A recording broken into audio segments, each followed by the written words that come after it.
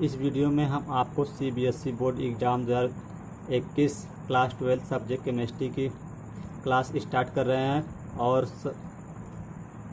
सबसे पहले आपके चैप्टर में दिया है सॉलिड स्टेट। तो सबसे पहले हम लोग सॉलिड स्टेट पढ़ेंगे और एकदम basic levels to advance level तक पढ़ेंगे, एक एक कॉन्सेप्ट क्लियर करेंगे और प्रीवियस ईयर एग्ज़ाम में पूछे गए जितने भी क्वेश्चन आए हैं सबको कवर करेंगे हम लोग। फिर नेक्स्ट चैप्टर स्टार्ट करेंगे। सबसे पहले जहाँ सॉलिड स्टेट पढ़ेंगे, फिर उसके बाद सॉल्यूशन। तो सबसे पहले जाने सॉलिड स्टेट। देखिए चैप्टर में सबसे पहले आपको दिया सॉलिड स्टेट। सॉलिड स्टेट आप सभी लोग जानते हैं मैटर 3 स्टेट में एग्जिस्ट करता है। कौन कौन से? Solid, liquid, gas. द्रव्य की 3 अवस्थाएं होती हैं, सॉलिड, लिक्विड, गैस। तो आपको यहाँ पर केवल सॉलिड स्टेट पढ़ना है। सॉलिड स्टेट क्या होता है? Solid state, a solid state is defined as that state of matter which passes rigidity and hence passes a definite shape and definite volume। Means solid state वह अवस्था है, solid state वह अवस्था है जिसमें मैटर की वह अवस्था है जिसमें रिजिडिटी होती है, कठोरता होती है, and hence possesses a definite shape and volume, और उसका जो वॉल्यूम और शेप होता है वह डिफिनिट होता है। फिर से सुन लीजिए एक बार। सॉलिड स्टेट द्रव्य की, पदार्थ की वह अवस्था है जिसमें रिजिडिटी होती है, मीन्स उसका शेप और वॉल्यूम डिफिनिट होता है, मतलब निश्चित होता है। शेप और उसका वॉल्यूम जो होता है वह निश्चित होता है। या आप दूसरी डिफिनीशन दे सकते हैं। यह एग्जाम में देखिए डिफिनीशन पूछा गया है एक बार। That state of matter in which constituent particle are bonded with strong force of attraction. Means वह अवस्था, पदार्थ की वह अवस्था जिसमें कंस्टिट्यूएंट पार्टिकल, मीन्स छोटे छोटे पार्टिकल जिससे सॉलिड बना होता है, constituent particle are bonded with strong force of attraction. जो छोटे छोटे पार्टिकल होते हैं, जो छोटे छोटे पार्टिकल होते हैं जिनसे एक बड़ा सॉलिड बनता है, उसी को हम लोग कंस्टिट्यूएंट पार्टिकल कहते हैं। यह कंस्टिट्यूएंट पार्टिकल जो होता है, कंस्टिट्यूएंट पार्टिकल यह एटम भी हो सकता है, एटम भी हो सकता है, मॉलिक्यूल भी हो सकता है और आयन भी हो सकता है। आयन्स में कीटान एनायन। कंस्टिट्यूएंट पार्टिकल, आप जब भी हम पूरे सॉलिड स्टेट में जब भी हम कंस्टिट्यूएंट पार्टिकल की बात करेंगे तो आप या एटम समझिएगा या मॉलिक्यूल या आयन, यही 3 हो सकते हैं। कंस्टिट्यूएंट पार्टिकल सॉलिड है तो वह कंस्टिट्यूएंट पार्टिकल छोटे छोटे पार्टिकल से मिलकर बना होगा, तो वही पदार्थ की वह अवस्था जिसमें constituent particle are bonded with strong force of attraction, जिसमें ये छोटे छोटे particle strong force of attraction से बंधे होते हैं। सॉलिड में जो होता है इंटरमॉलिक्यूलर फोर्स ऑफ अट्रैक्शन बहुत ज़्यादा होता है, इसलिए उसके जो कण होते हैं बहुत नज़दीक होते हैं, इसलिए वह सॉलिड होता है।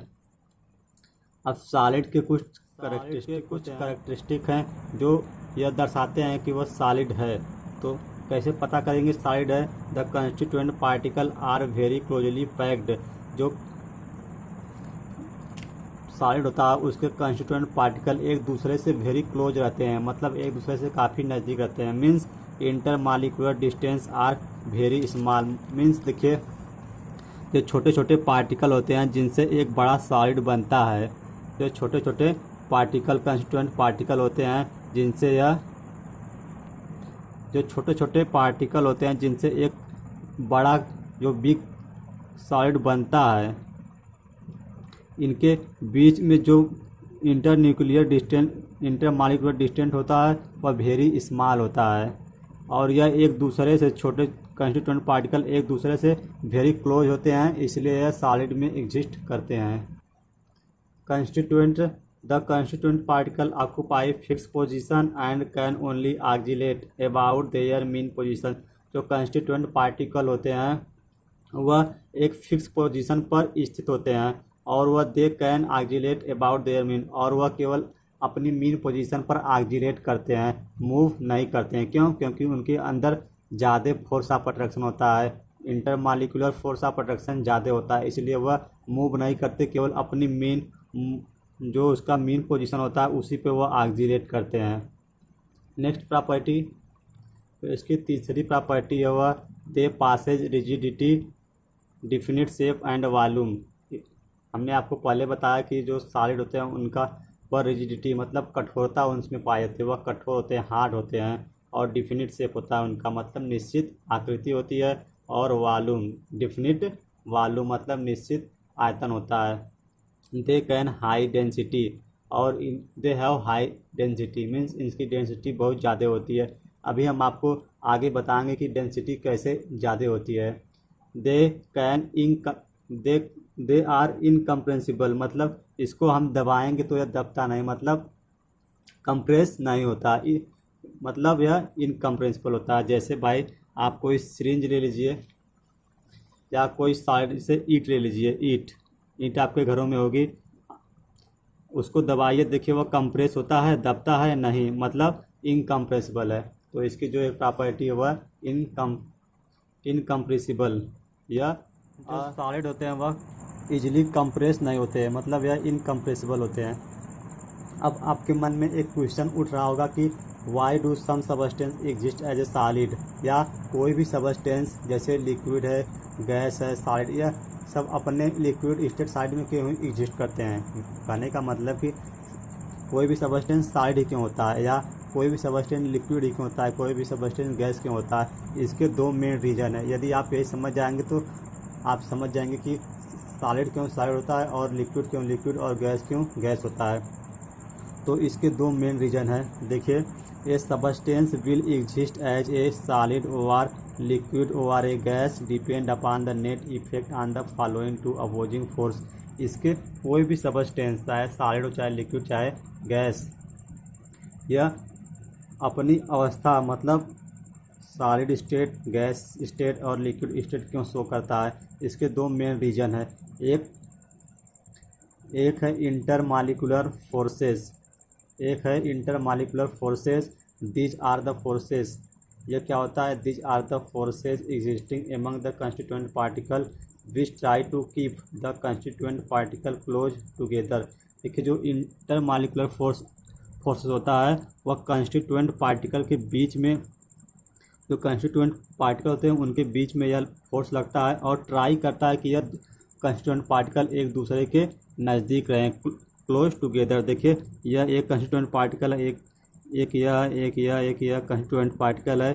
इसमें जो इंटरमॉलिक्यूलर फोर्स ऑफ अट्रैक्शन लगता है वह ट्राई करता है कि यह दोनों जो है पार्टिकल, कंस्टिट्यूएंट पार्टिकल एक दूसरे से क्लोज रहें। तो जब ट्राई फोर्सेस लगता है इनके बीच तो यह सभी क्या एक दूसरे से अटैच हो जाते हैं, तो यह सॉलिड स्टेट में एग्जिस्ट करते हैं।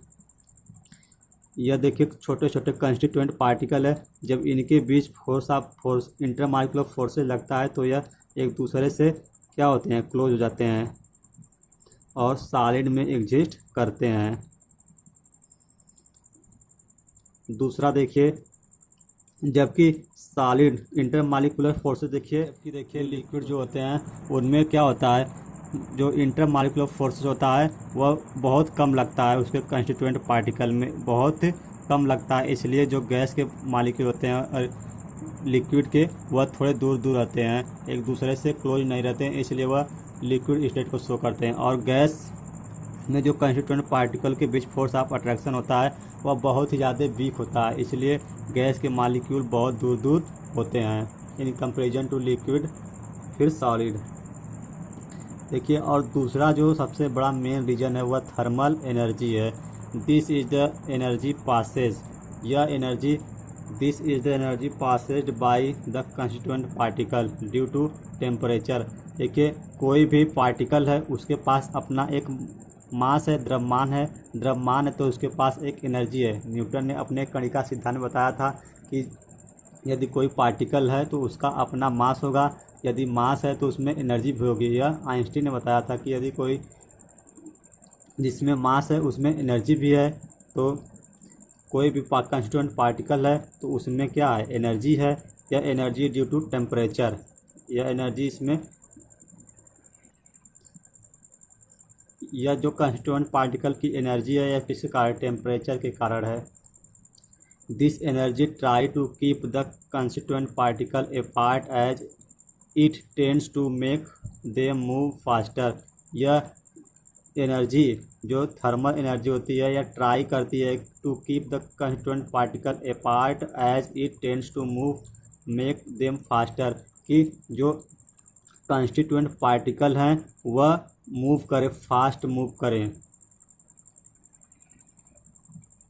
ट्राई टेंड्स टू मेक, उसको फास्ट कर देता है किसको, पार्टिकल की, ताकि उसके पार्टिकल थर्मल एनर्जी है, यदि हम उसको एनर्जी देंगे किसी को तो उसके पार्टिकल क्या जाएंगे, दूर दूर जाएंगे, मूव करेंगे, फास्ट करेंगे। मतलब जिसकी थर्मल एनर्जी जितनी ज़्यादा होगी उसमें जो होगा वह उतने तेज, उसके पार्टिकल उतने फास्ट मूव करेंगे।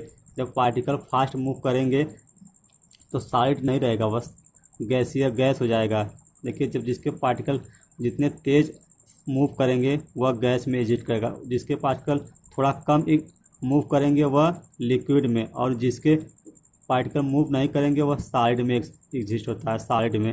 तो आपसे पूछा जाए कि थर्मल एनर्जी किसकी सबसे ज़्यादा होती है, तो आप बताएंगे गैस की थर्मल एनर्जी सबसे ज़्यादा होती है, फिर लिक्विड की थर्मल एनर्जी, फिर सॉलिड की। यही क्वेश्चन है, यदि आपसे यहाँ पूछा जाए कि इंटरमॉलिक्यूलर फोर्स ऑफ अट्रैक्शन सबसे ज़्यादा किस में होता है, तो आप बताएंगे सबसे ज़्यादा फोर्स ऑफ अट्रैक्शन जो होता है लिक्विड में होता है, फिर सॉलिड में होता है, सबसे ज़्यादा सॉलिड में होता है फोर्स ऑफ अट्रैक्शन। इसीलिए तो कंस्टिट्यूएंट पार्टिकल एक दूसरे से क्लोज रहते हैं। और फिर इसके बाद लिक्विड में होता है, फिर इसके बाद गैस में। यह आपसे एग्जाम में पूछा गया है क्रम कि फोर्स ऑफ अट्रैक्शन सॉलिड में सबसे ज़्यादा किस में फोर्स ऑफ अट्रैक्शन होता है, तो आप बताएंगे सॉलिड में, फिर लिक्विड में, फिर गैस में। फिर उसके बाद देखिए थर्मल एनर्जी हमने बताया कि कंस्टिट्यूएंट पार्टिकल है तो उसके अंदर एनर्जी है तो वह उसके पार्टिकल क्या करेंगे, मूव करेंगे, फास्ट मूव करेंगे। जब फास्ट मूव करेंगे तो वह सॉलिड में एग्जिस्ट नहीं होगा, क्योंकि सॉलिड के पार्टिकल तो काफ़ी नज़दीक रहते हैं, तो फास्ट मूव करेंगे तो वह सॉलिड नहीं होगा।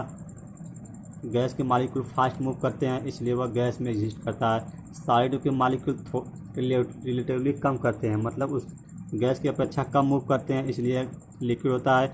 और सॉलिड के मॉलिक्यूल मूव नहीं करते, ओनली अपनी मेन पोजीशन पर ऑक्सीडेट करते हैं। और यह इसका क्रम है कि सबसे ज़्यादा थर्मल एनर्जी गैस की होती है, फिर लिक्विड, फिर सॉलिड की।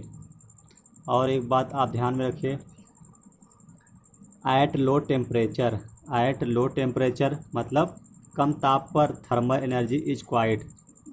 सीधी बात है कि यदि कम टेम्परेचर रहेगा तो थर्मल एनर्जी कम रहेगी। But intermolecular force are so strong, लेकिन जब थर्मल एनर्जी कम रहे, टेम्परेचर कम रहेगा तो थर्मल एनर्जी भी कम रहेगी, तब जो इंटरमॉलिक्यूलर फोर्स होता है वो बहुत ज़्यादा होता है। सीधी सी बात है, देखिए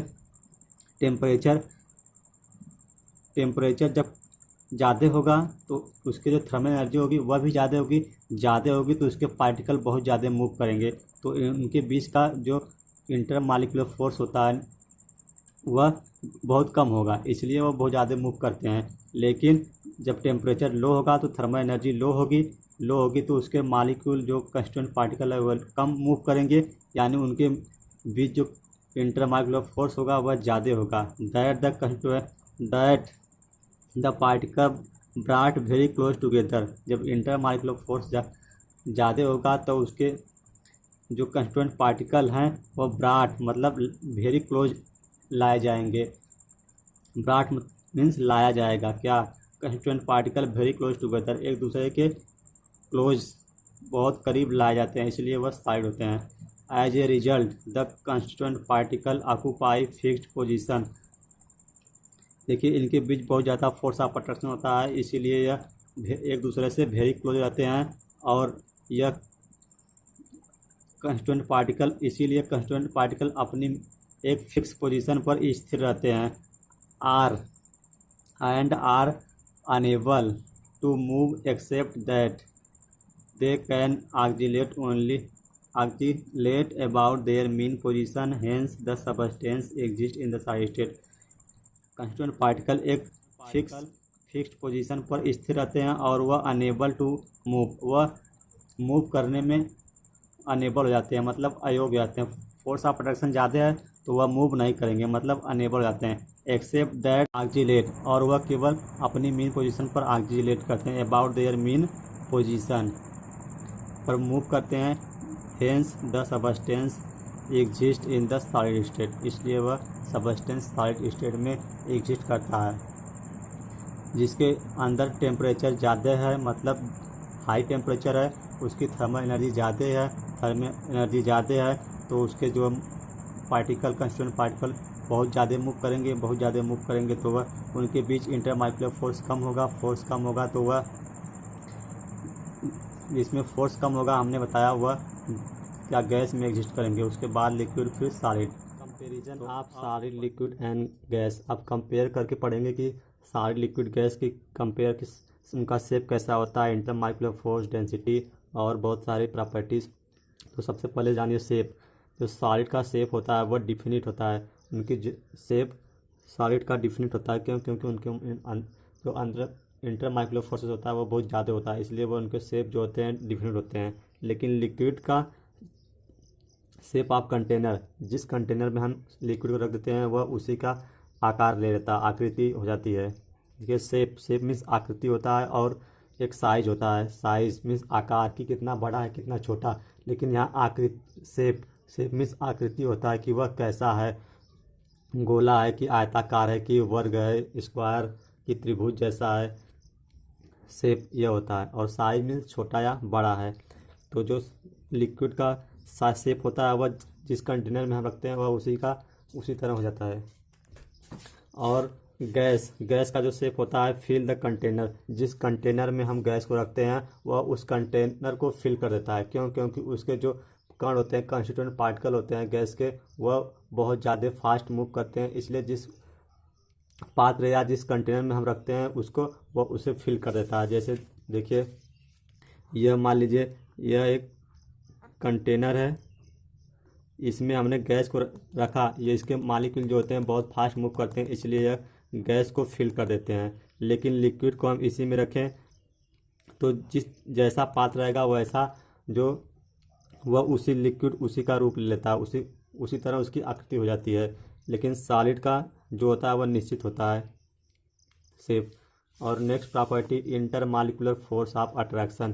तो इंटरमॉलिक्यूलर फोर्स ऑफ अट्रैक्शन हमने बताया सॉलिड में बहुत ज़्यादा होता है, मॉडरेट सॉलिड की अपेक्षा में लिक्विड में कम होता है, और गैसेज में बहुत ही कम होता है, इसलिए उसके मॉलिक्यूल बहुत ज़्यादा मूव करते हैं, फास्ट करते हैं, इसलिए वह गैस में एग्जिस्ट करता है। और इसके बाद डेंसिटी, यही हमने आपको पहले बताया था कि देखिए यहाँ पर डेंसिटी को हम लोग समझेंगे। द मोस्ट जो सॉलिड होता है मोस्ट डेंस होता है एक्सेप्ट H2O। H2O को हमने पहले डिस्कशन किया था, जब आप पी ब्लॉक पढ़ेंगे तो वहाँ पर हम आपको बताएंगे। यहाँ पर आप जानते रहिए कि H2O को छोड़कर बाकी जितने सॉलिड होते हैं वो मोस्ट डेंस होते हैं। और फिर लिक्विड रिलेटिवली हाई होते हैं। देखिए जो लिक्विड होता है उसका भी जो होता है डेंसिटी वह भी हाई होती है। कैसे होती है अभी हम आपको एक्सप्लेन करेंगे। और गैस होता है वह लिस्ट डेंस होता है। देखिए यदि डेंसिटी बराबर आप जानते हैं मास बाई वॉल्यूम, यदि हम वॉल्यूम को कांस्टेंट कर दें तो जो डेंसिटी है डायरेक्टली प्रोपोर्शनल हो जाएगी मास के, यानी डेंसिटी बढ़ती है मास के बढ़ने पर, या मास के बढ़ने के साथ साथ डेंसिटी बढ़ती है। तो देखिए यदि एक ही वॉल्यूम कांस्टेंट कर दें तो यह सॉलिड या लिक्विड या गैस, यदि तीनों का वेट देखा जाए तो सबसे ज़्यादा वेट किसका होगा, जो होगा सॉलिड का सबसे ज़्यादा वेट होगा, फिर लिक्विड का, फिर गैस का। मतलब जो डेंसिटी होती है वह डिपेंड करती है मास पर। तो सबसे ज़्यादा मास किसका होगा, यदि वॉल्यूम सबका सेम है और उन सब में सबसे ज़्यादा मास जो होगा वह सॉलिड का होगा, तो सबसे ज़्यादा डेंसिटी सॉलिड की होगी। लेकिन कहीं कहीं यह फेल हो जाती है। देखिए कुछ लिक्विड ऐसे होते हैं जो कभी कभी सॉलिड से उनका वॉल्यूम सेम होता है लेकिन सॉलिड से वह ज़्यादा उनका मास हो जाता है। जैसे ग्लिसरॉल आप लोग जानते होंगे, ग्लिसरॉल जो होता है वह विस्कस लिक्विड होता है। सबका वॉल्यूम सेम ले लें हम, और लिक्विड जैसे विस्कस कोई लिक्विड ग्लिसरॉल ले लें तो इसका जो होता है मास कंपेयर टू सॉलिड में ज़्यादा हो जाता है। इसलिए हमने यहाँ पर आपको रिलेटिवली हाई लिखा है, किससे, सॉलिड से। और लिस्ट जो गैस के होते हैं, गैस के मास बहुत कम होते हैं, इसलिए उनकी डेंसिटी भी कम होती है। मतलब मास जिसका सबसे ज़्यादा होगा उसकी डेंसिटी ज़्यादा होगी। यदि इसे कुछ विस्कस लिक्विड होते हैं तो आप सॉलिड से कंपेयर करेंगे तो विस्कस लिक्विड की जो होती है डेंसिटी वह ज़्यादा होती है इन कंपेरिजन टू सॉलिड। और next property fluidity. Fluidity means तरलता, बहाव, फ्लो। तो आप लोग सॉलिड को बहते हुए देखे हैं? नहीं, सॉलिड बहता नहीं, तो नन। लिक्विड बहता है? Yes it flow. लिक्विड को आप देखे होंगे बहता है, फ्लो करता है, तो यस इट फ्लो। और गैस को आप देखे होंगे, गैस तो बहुत फास्ट फ्लो करता है, बहुत तेज मूव करता है, तो yes it very flow. Rate of diffusion. Diffusion आप लोग पढ़े होंगे। रेट ऑफ डिफ्यूजन मीन्स विसरण। आप लोग पढ़े होंगे कि एक पदार्थ का दूसरे पदार्थ में मिल जाना ही विसरण कहलाता है, डिफ्यूजन कहलाता है। तो सॉलिड, जो सॉलिड होते हैं उनके मॉलिक्यूल एक दूसरे से डिफ्यूज आते हैं, मिक्स हो जाते हैं? नहीं होते हैं, लेकिन बहुत स्लो होते हैं, तो यस बट वेरी स्लोली। बहुत दिन लग जाते हैं, कुछ ईयर्स लग जाते हैं उनको डिफ्यूज होने में। लेकिन लिक्विड में देखो तो यस बट स्लोअर वह होता है, लेकिन स्लोअर, गैस से स्लो होता है। जैसे भाई ग्लास है, ग्लास में हम पानी ले लें, कोई यह ग्लास है, इसमें हम पानी ले लें और इसमें कोई रंग डाल दें तो यह तुरंत इसमें घुल जाएगा, मतलब डिफ्यूजन हो जाता है। एक पदार्थ, कलर क्या है, एक सबस्टेंस है, कलर भी एक सबस्टेंस है, वह तुरंत लिक्विड में घुल जाता है और यह मतलब डिफ्यूज जाता है, पानी में जाकर वह डिफ्यूज जाता है। लेकिन सॉलिड डिफ्यूज नहीं होते हैं, बहुत बहुत कम डिफ्यूज होते हैं। तो आप लिक्विड में yes but slower then gas है यह, और गैस में दे डिफ्यूज वेरी वेल, और यह बहुत अच्छे डिफ्यूज होते हैं। जैसे आपका यह रूम है, रूम में हवा है, यदि इसमें हम सेंट स्प्रे कर दे तो यह पूरे रूम में फैल जाती है, पूरे हवा में मिक्स होती है। यदि आप यहाँ एक व्यक्ति बैठा और एक व्यक्ति इस कोने बैठा है तो तुरंत इसको महक पहुँच जाती है, क्योंकि यह गैस के मालिक्यूल के साथ, गैस के कंस्टिट्यूएंट पार्टिकल के साथ मिक्स जाते हैं और डिफ्यूज, मिक्स मीन्स डिफ्यूज जाते हैं। और इनका जो रेट ऑफ डिफ्यूजन होता है वो बहुत ज़्यादा होता है, तुरंत डिफ्यूज जाते हैं कंस्टिट्यूएंट पार्टिकल में। फिर लिक्विड के सॉलिड के बहुत कम होते हैं। अब कंप्रेसिबिलिटी मीन्स कंप्रेस, मतलब कौन दबाने पर दबता है और कौन नहीं। तो कंप्रेसिबिलिटी देखिए, सॉलिड जो होते हैं बहुत कम कंप्रेस होते हैं। जैसे आप एक पिस्टन ले लीजिए, आप एक पंप ले लीजिए, यह पंप है, यह पंप है और इसमें एक पिस्टन लगा हुआ है। यदि इसमें सॉलिड भरा हुआ है तो पिस्टन दबाएंगे तो दबेगा नहीं, मतलब यह इनकम्प्रेसिबल होते हैं।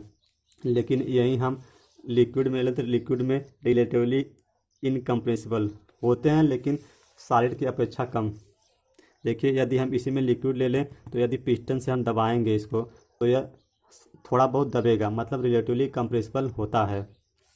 यदि हम यही गैस में ले लें तो गैस वेरी कंप्रेसिबल। यदि हम इसमें गैस भर दें, पिस्टन पंप में दबाएं तो यह बहुत ज़्यादा दबता है, कंप्रेस होता है। मतलब जो सॉलिड होता है वह इनकम्प्रेसिबल होता है, यह रिलेटिवली होता है, बहुत कम होता है लिक्विड, और गैस बहुत ज़्यादा कंप्रेसिबल होता है। तो ये हमने आपको कंपैरिजन पढ़ाया। अगली वीडियो में हम आपको क्लासिफिकेशन या टाइप्स ऑफ सॉलिड बताएंगे, वहाँ पर एमार्फस और क्रिस्टलाइन सॉलिड पढ़ेंगे।